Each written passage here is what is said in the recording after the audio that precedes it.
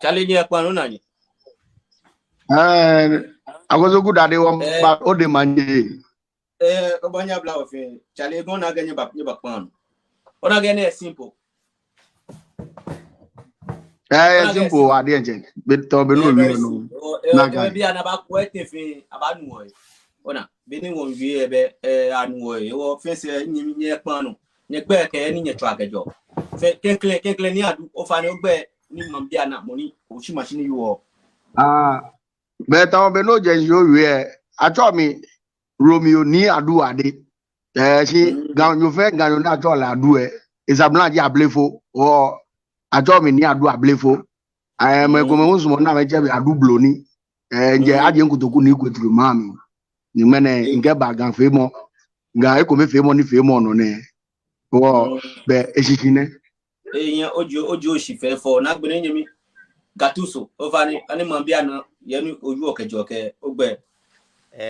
tuma be ni ole kembe ni me fi ole ngbe ji Solomon NIKOI shi tuma be ni mo fi amole alo me ni le NIKOI fe NIKOI a company wo amoto na le mi nkenye we kenje Germany npo mi no first it's one after it's my hala tina be my wele it's money wemo ma bote wemo mi amno ni no yo mi to ni ona ka fe basa ona ka ke sanjin communicate na ga fe basa bleo ka fe basa ni etitin omi ona ka wemo la kanu editimo anu wa mo le kome ile ni tafati ma go wemo keje ya ke sanjin fa baba o ni jiche ni wodon wo gbasa ni ko ake wo kusun alo wo festivals ni wo fe emi sanjin mi to ma bi ake emi sanjin ko te mi ko ni o to wo gba isan yo be inye me ni yo manse nye iradon ke bi ni fe ni wo ke fi na ke program ni wo ga wole wo nyeme atu ano ni wagba wo de nche wo shi ansani kenge wo shi ansani be gadangbe ke kusun ni fe mo ahisanji tamo be ni nyele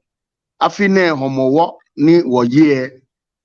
efe homowo ko ni achole abana ba ko homowo aya ge be baba o ne akeni che be ni tashin jogban ni mo fe mo ba na ge gan fe che ne han wono fe no ya fio plansan ki ngo dromona ni hime te ajina ni ameto His Royal Majesty King Takite Kochu ni je nyono gamanche abiasuma bonini eko be ekoko don ahawo ni ekwe ni aduma ni afangma ni atodada ye gankusuna tamo benisa na fio lele numwe ye odada gbile no eye npa fi oko ye gansen wulushiami ni kagashi no cheko eni wo mo fe mo afi din lele tamo beni ewe je ma wajinge wo wa wajinge wale egbe ni yo gan fe mu na gan ewe mo mi lo wo ko ba na gan afi ni homo wo na ye no fe no fe mi ni din anu kwale eno tun agashi no cheko eni lele ni echukusun egen yano wo ko ba ko gan popa no be mi na yo mo no ba nu na ke egbe ye bi efe ne gen bi afi ni homo wo na ye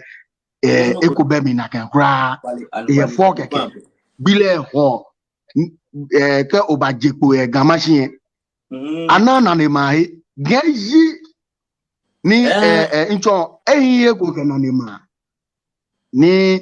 ncho afiyele iyale benisa ni ibayale poten ahun wona gbawulu keje amralo emi niji His Excellency Vice President Alhaji Mahmoud Baumia ke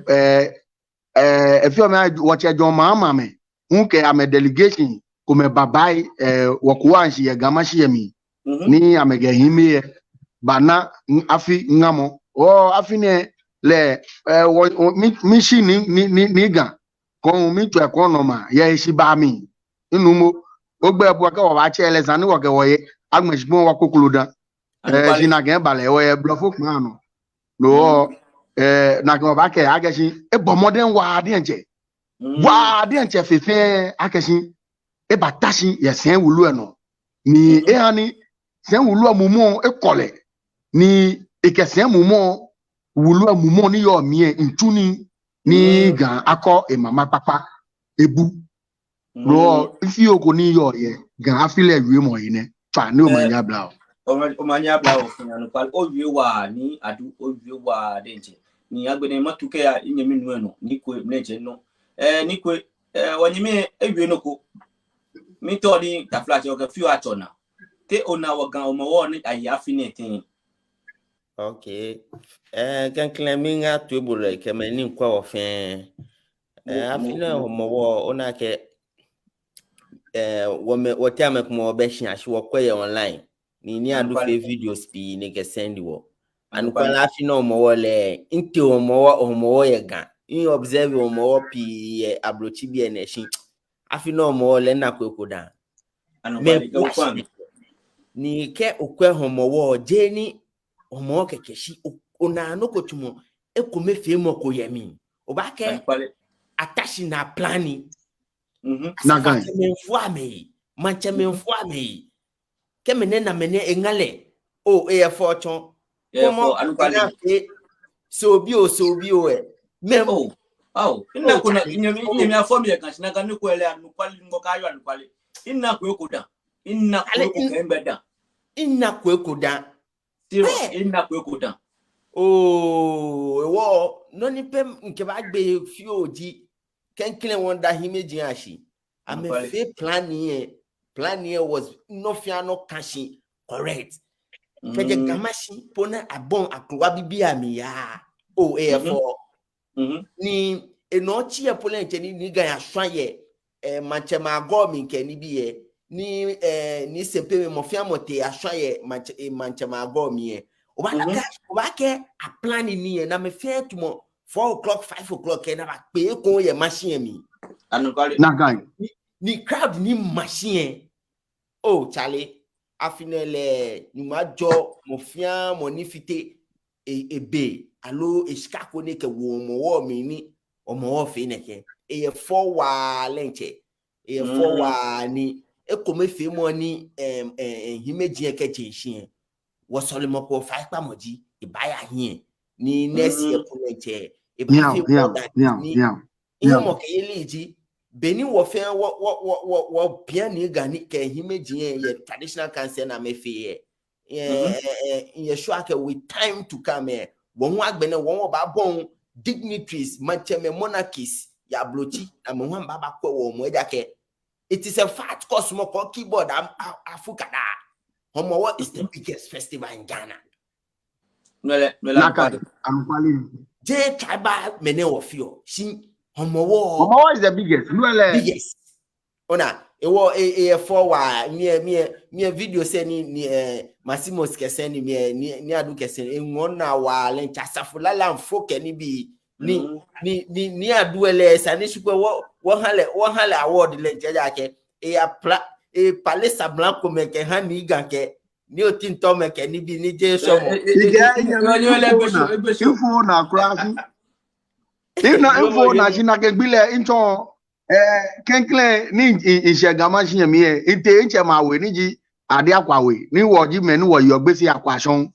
ni wa kwe na fashion kusun agbe na be sani wo ya osha forte na aya na swani again wo nke asafo ache ku ekukuludu keje ni akleku mami ke ni akleku ke wonchi fe wa pe ni wo aje kotoku aklo wa bi wo asafo wo la wa de nche na show wa ka asafo dumo shi je nu ele je somo ni wo che ko me ni ji akwason che se kwe lo ye gbesi emi ye ebe ba wu asafo eko ni kun laje nyeme ni ga me yen ni nwo lala no na me eleshi ni efefo lala ke akuko ye kronkron to me akroma o ma akroma ye na mo si German subeton from the capital for the abana ye wa akuko o si akuko o si Akuko ye kronkron otumi agroma. Oma agroma ye na mo. Eba go ifo na ma. Ni eba go na wa ake. Oba na mo ko na tashi ona bi mo fe tu bi mo jian mi. A fe fe ke ba. Bona. Ni la dia le fo wa ni ka ba la ba nya fe fe e ga mi. Eba ni fo wa. Ni jani. Ole logo. Ta no ka sa mi bi mo ke ya me. Na ngambia be o. Bon mission. Okay, oba na te wan oba na moko ni ba translate alo ba fe la fe remake ye gami ba hinwa e ko le ta pla ni jani ni blood mo ke shino aye asafo lala ni ala ye gami ni noko he wo ni wola asafo lala e tu mi je ni ta fla che wo yen wo ke wo wi mo ala asafo ni wolen je wo le agasi ble makpa no fi o mini acha ni kusun hu ele fi mini egbo onu mi sisi no oga mo gon ke bu agashi it is inferiority e woni wola atafu ye wo me kunkun ma wi mo mi dabi noko he woni me ni bato gan na se awo ni le lo pana ja me yi